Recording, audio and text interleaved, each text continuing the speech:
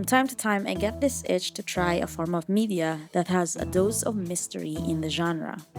I played a lot of CSI as a child, and I am a huge fan of movies that are mystery oriented. And I don't shy away from crime stories too, fiction or non fiction. Movies like The Murder on the Orient Express or Seven, Do you like what you do for a living?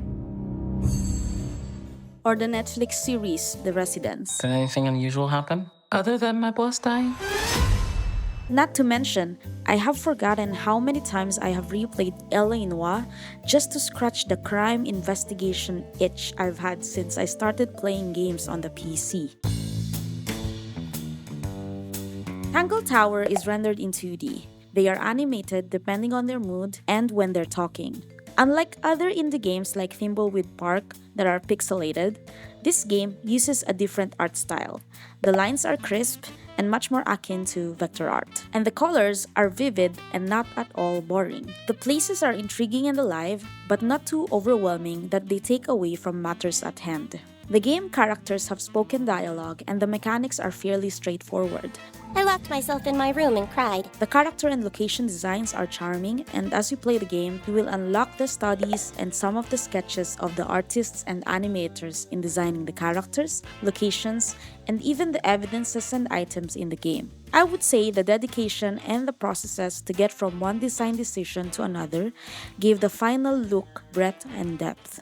What I like most about Tangle Tower is how it's not straightforward in leading you to where you need to go. The first minutes will be you talking to people around the area or figuring things out by investigating items that pique your interest. Sometimes there is this feeling of being stuck when you think that you have seen it all, but sweeping through your evidences, you will figure out what you are ultimately missing. My favorite part of the game are during those moments where you need to arrive at a conclusion when you have collected enough evidence.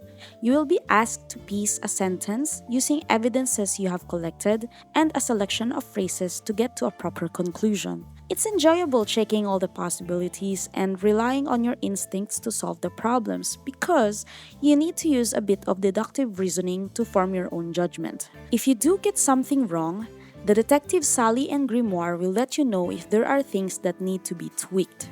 Nope. There is no punishment when you get something wrong, but if you do, you might eventually get tired of their lines being repeated over and over again. I guess that's wrong. I don't think we need to guess. What do you mean? We have all the information we need in our case file. Sometimes I get a bit lost with the plot as the game does not explicitly tell you what is going on. You're going to be relying a lot on your own wit, the evidences you collected, and the statements of the people you talk to. I bumped into a very concerned-looking Penelope. You can choose to show anyone the evidences you collected, and if they have an idea about those items, they will share what they think with you. She's a most unsavory little... Of course, even if Tangle Tower is a good game in my book, I still have a couple of criticisms for this game. First, the ending seemed abrupt as I have not felt that all of the evidences really boiled down to discovering a suspect, but the murderer revealed themselves in the end. I know this follows a lot of the formula of one location murder mysteries, but I wish that the game was longer so that I, as the gamer, would have been able to figure out the murderer for myself before everything blew over. It felt like I didn't pay attention to the evidences, that I did not see all the signs coming. Second, all of the evidences could have been more cohesive in terms of telling the story. The history of Tangle Tower made little to no sense to me, and the murderer's reason in doing what they did not come across to me as reasonable. Not that a lot in Tangle Tower had to make sense, but still, one might resort to just checking the ending again by replaying or by checking other people's interpretations of the game. Although the ending for me is poignant and most likely satisfying due to my metaphorical interpretation of Tangle Tower, some gamers might find the ending dull or uninspiring. Third, there are moments when I had to rely on hints to move the game along. I highly recommend just taking notes while playing the game, Sometimes I found myself opening and closing the case file just to keep checking when I keep getting the solution wrong, especially for specific puzzles. Though I liked the fact that you're not ridden by tasks like what other games do, I would have liked a bit of visual support to help me figure out if I have visited some locations already. Overall, for me, Tangle Tower is still a good game recommendation.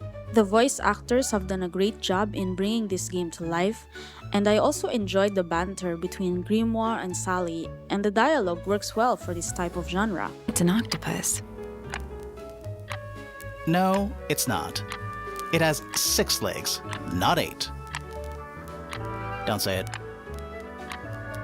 The animators and designers have done a great job on this game. I played this game for about 10 hours. This is including recording videos for this episode. It's a good game to play when you just feel like winding down after work or school.